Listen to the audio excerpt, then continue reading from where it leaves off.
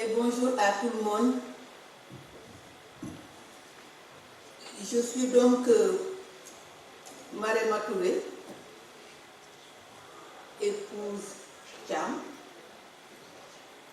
et je vous apporte le salut du bureau régional multisectoriel de l'UNESCO à Dakar.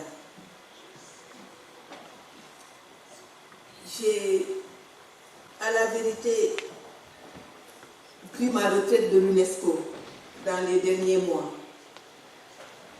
Mais une espienne une fois, une espienne pour la vie, dit-on, parce que l'UNESCO est une de ces institutions qui n'est pas seulement pour un Africain, pour une Africaine, un lieu de travail, mais c'est aussi un lieu de militance et un lieu d'engagement pour la transformation du continent.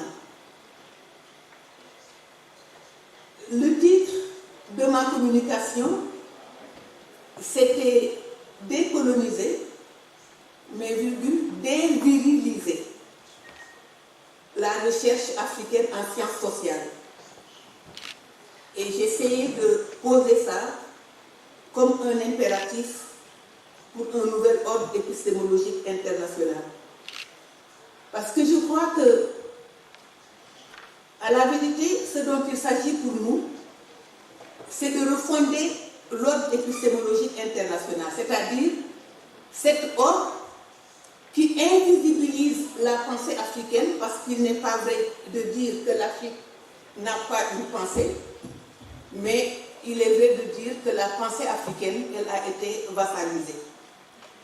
Je voudrais, avec votre permission, poser deux postulats et peut-être deux prescriptions avant d'entrer dans la communication, parce que je ne parlerai pas aujourd'hui du côté des masculinisations, parce que j'ai vu dans le programme que je vais avoir une opportunité de parler demain dans une palabre vespérale sur les questions de genre.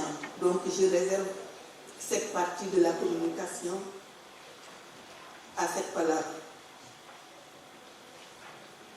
Il me semble que pour combler la déficience subséquente à l'absence du sujet africain, parce que c'est de là qu'il est question aujourd'hui, l'absence du sujet africain, l'absence d'une pensée africaine endogène, l'absence de la culture africaine dans l'historiographie, dans les récits, dans les théories orthodoxes qui informent toutes les modalités pour ce qui est convenu d'appeler le développement, qui est la fabrique du progrès social.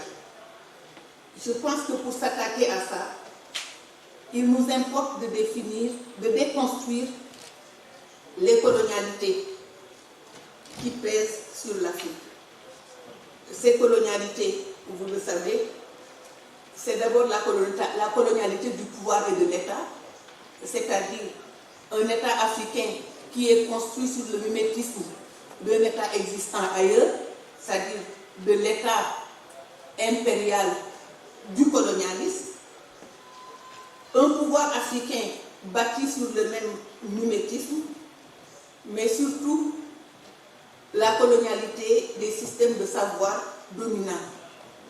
C'est cette triple colonialité qui pèse sur le continent et qu'il est question de déconstruire.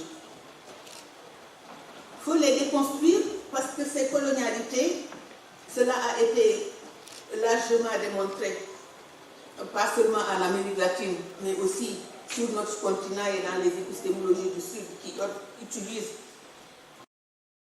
les concepts de linguicide et les concepts d'épistémicide. Ça veut dire que les langues africaines ont été assassinées et ne sont plus actuellement des langues véhiculaires de ce qui est considéré comme un savoir dominant. Les épistémés africains aussi. Mais je pense que j'allais dire même, c'est des matières culturicides qui ont conduit à l'Afrique. Parce que vous savez que quelqu'un le rappelait hier en disant que le patrimoine, on aurait dû dire matrimoine, parce que vous savez que dans les systèmes de savoir en Afrique, il y avait quand même une centralité éminente des femmes. Aujourd'hui, s'il y a donc la vassalisation des affaires africaines, c'est que c'était les savoirs des femmes qui ont été assassinés en premier. L'invisibilité des savoirs autochtones africains, qui sont dans une très large mesure des savoirs féminins, est de mon point de vue le reflet, la résultante, mais aussi une source originelle de l'exclusion de notre continent des processus de conceptualisation, de théorisation et de développement sur nos propres territoires. Une nouvelle pensée africaine, dit-on dans cette conférence. Afrocentricité, logique de la libération, pour reprendre Obenga. Je pense que, quelle que soit l'appellation ou le label, il est impératif de réinventer ou de refonder un nouveau narratif africain. C'est de cela qu'il est question. Il faut une vision renouvelée de la pensée africaine. Il faut que cette vision soit centrée sur la culture et sur les savoirs africains. Ce récit novateur doit être capable d'être le moteur des transformations structurelles préconisées pour le développement endogène du continent. Vous voyez aujourd'hui, je ne sais pas s'il y a plan émergent au Cameroun. Moi, je viens du Sénégal. Il y a le plan émergent du Sénégal, plan émergent du Maroc, plan émergent un peu partout aujourd'hui en Afrique. Parce que Sénégal émergence est devenu le maître mot des institutions de Bretton Woods. Et partout, ils vous disent qu'il nous faut transformer structurellement nos économies.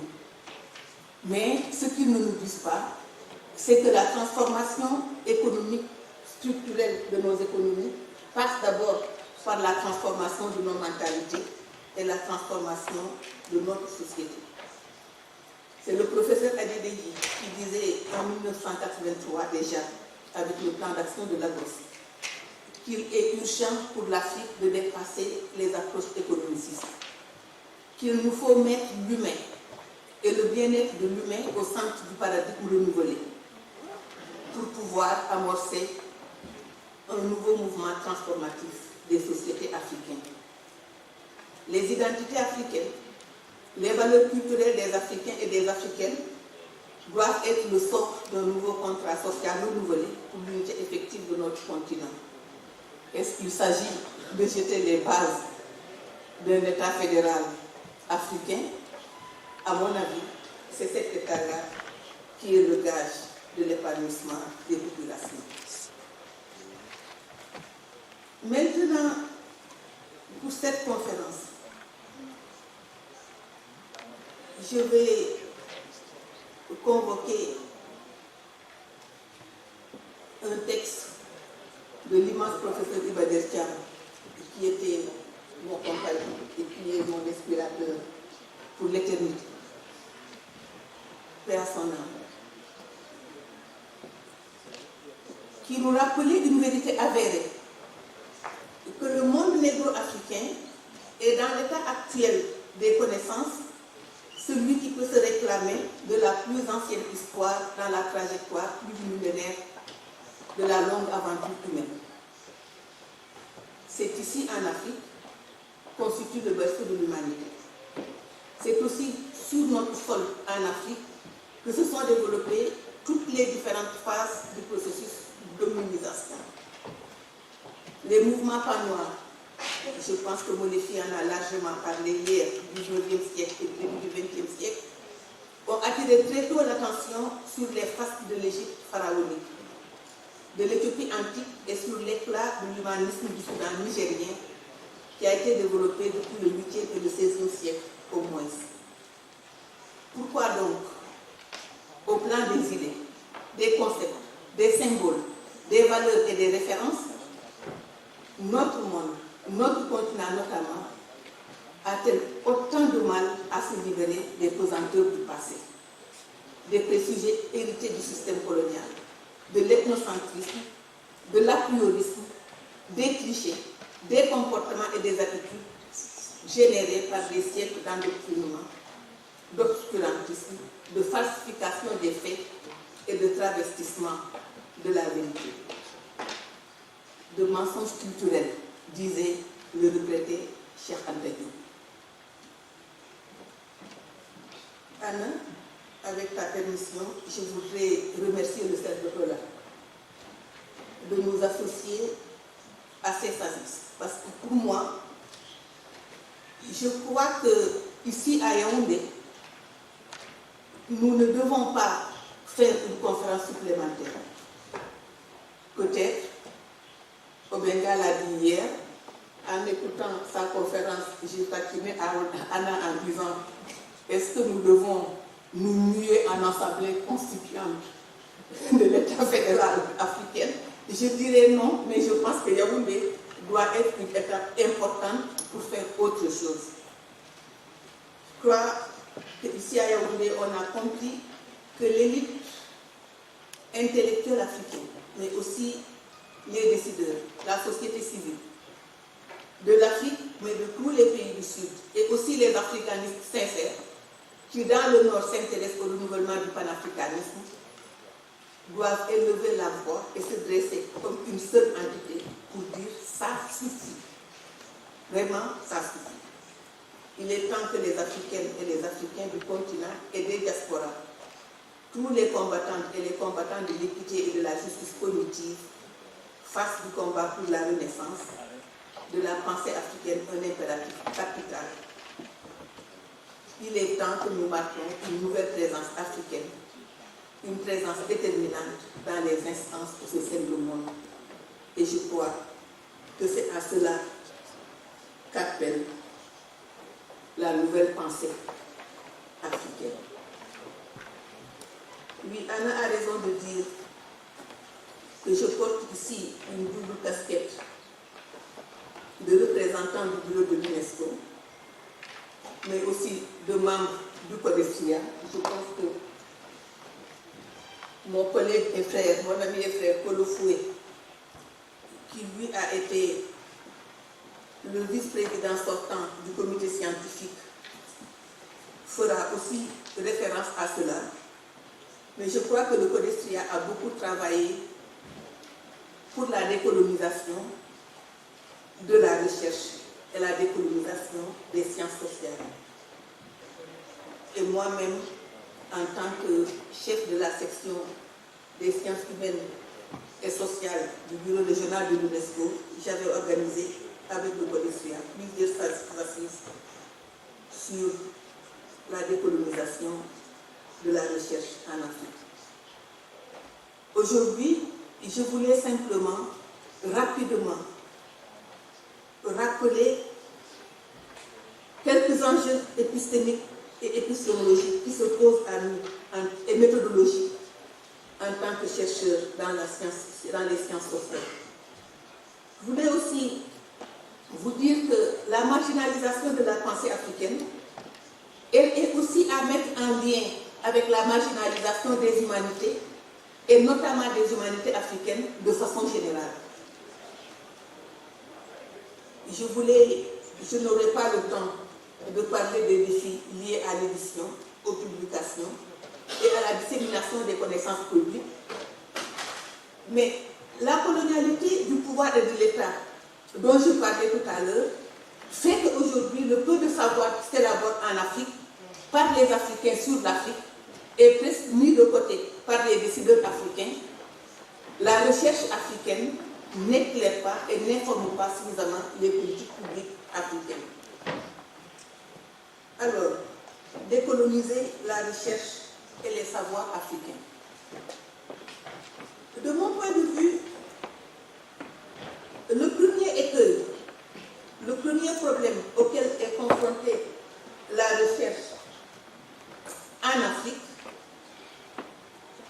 est lié aux conditions d'émergence de l'université même en milieu africain.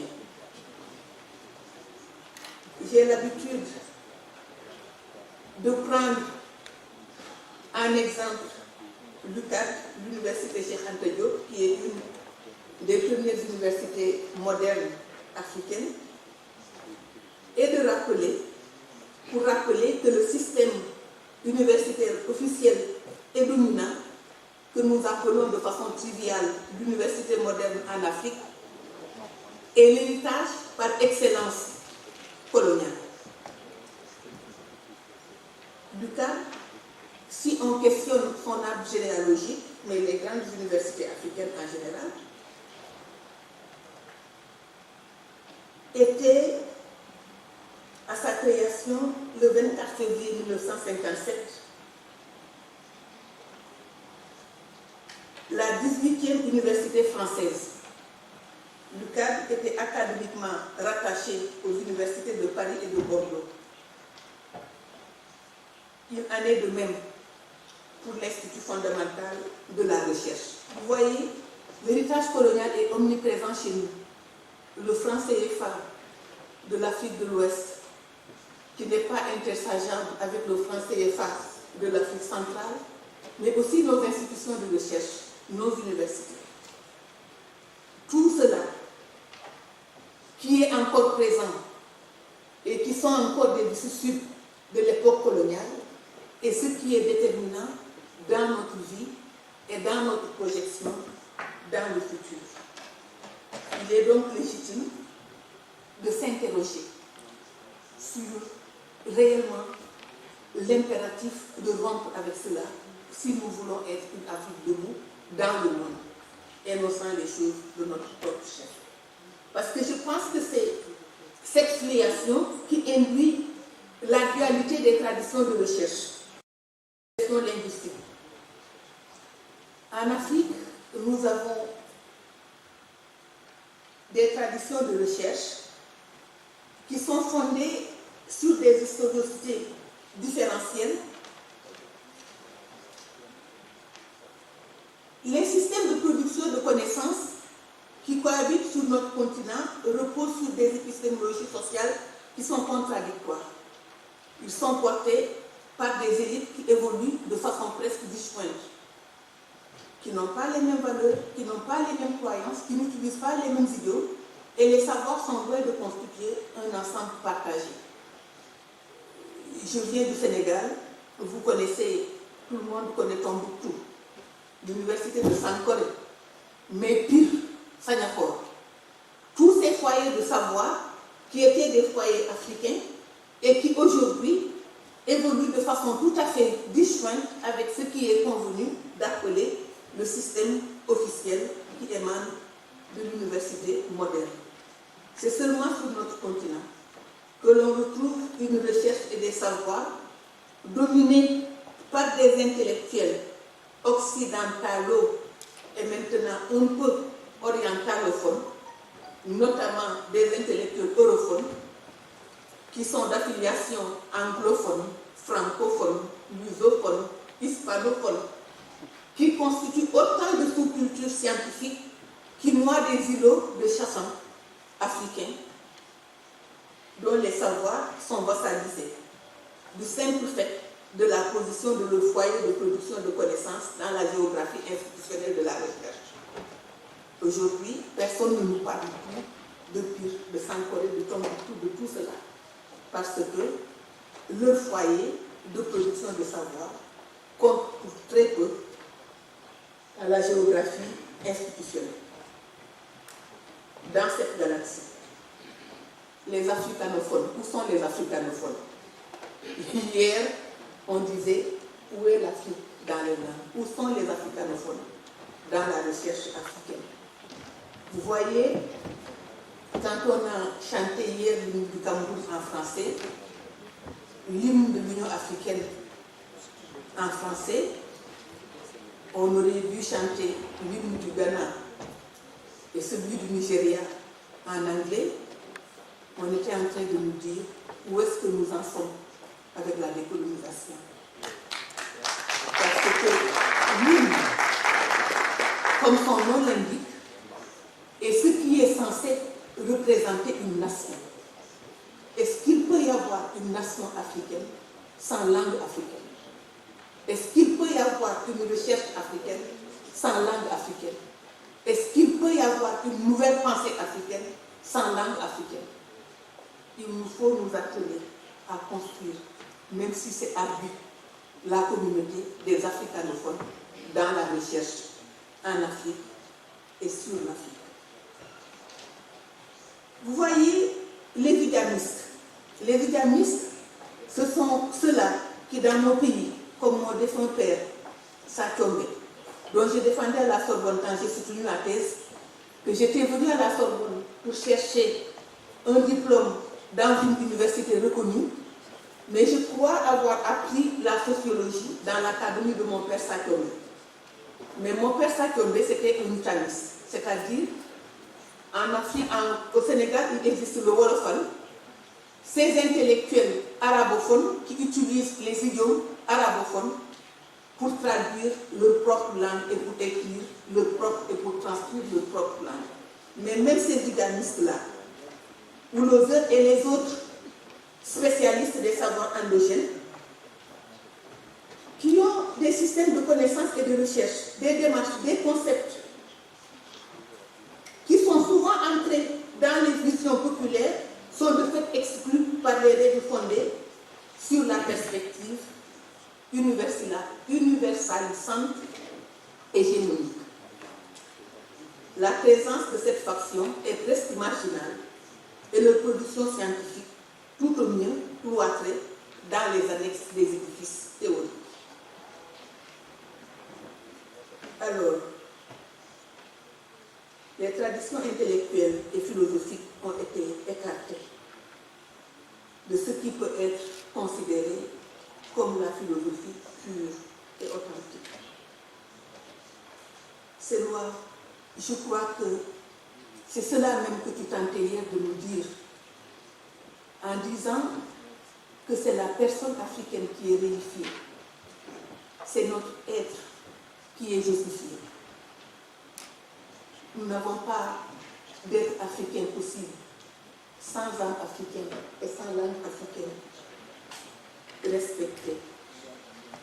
La tradition de la raison héritée, la raison qui est héritée de la tradition occidentale des Lumières ne fait aucune place à l'homme, à la personne africaine qui était simplement une chose que l'on pouvait monnayer dans le marché en fixant son prix, peut-être par la posture de ses seins ou par sa dentition. Quand Jacques Derrida dit que la philosophie a été marquée par le phallocentrisme, ce qui signifie à la fois, c'est que cette philosophie, comme la recherche d'ailleurs, excluait non seulement les femmes de l'activité philosophique, mais elle excluait aussi, de fait, tous ceux qui vivaient, pour ainsi dire, dans la périphérie du monde, ou précisément en dehors du monde occidental.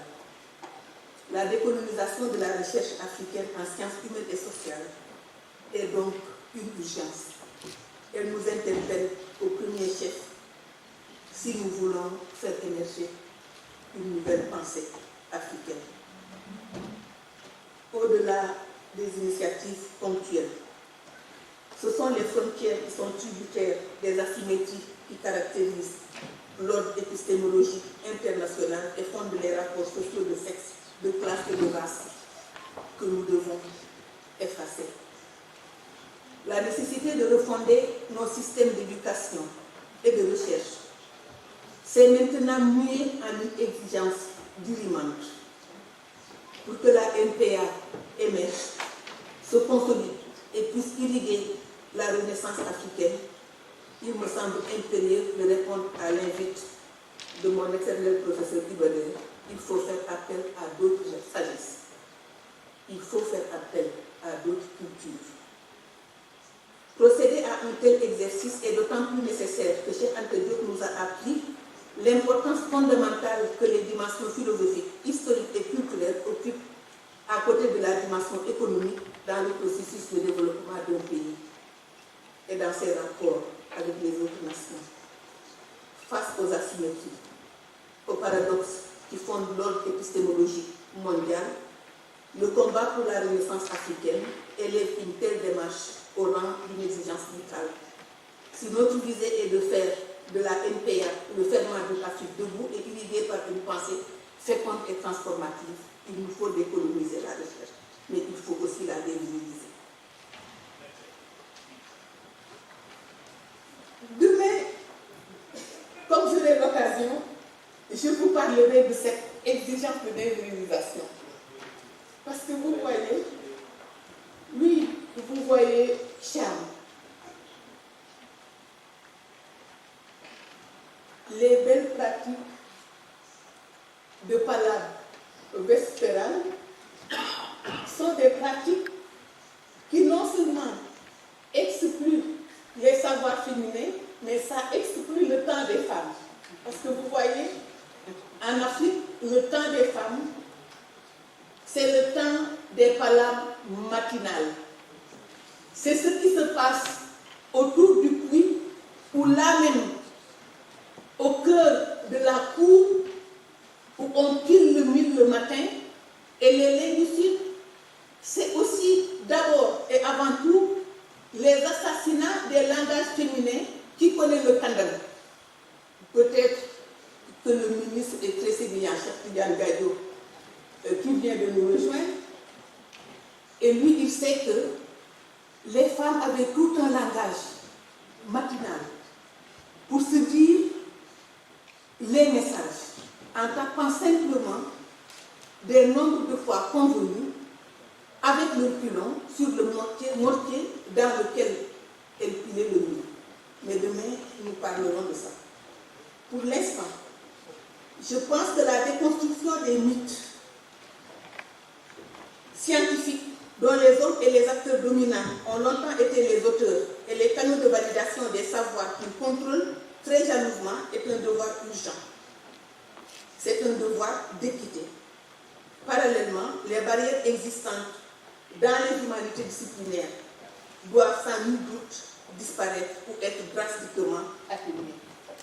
Anna, avec ta permission, je vais simplement énoncer très rapidement quelques enjeux épistémologiques et méthodologiques qui interpellent notre communauté de Sophia Scientis.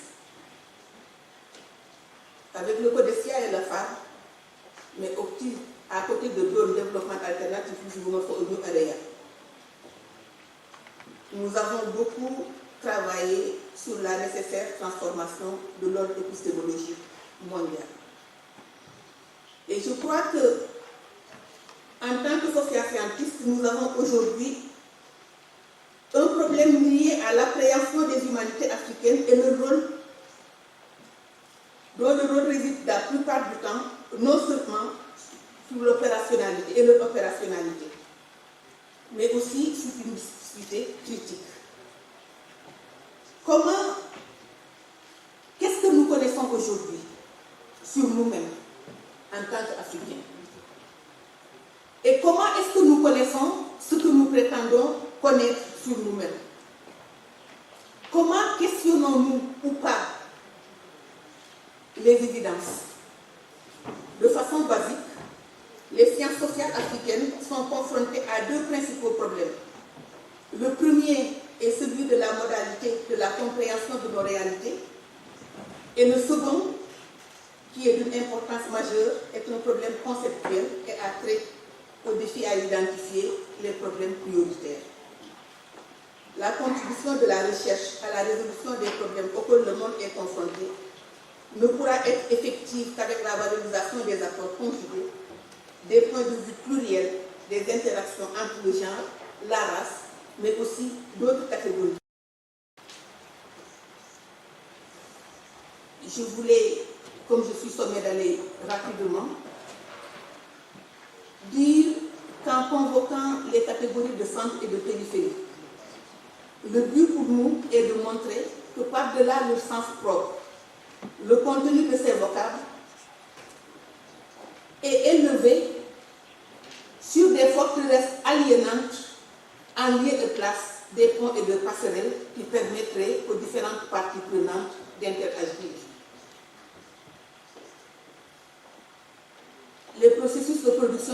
reconnaissance doivent être le moyen d'engager un dialogue critique avec les différentes parties prenantes.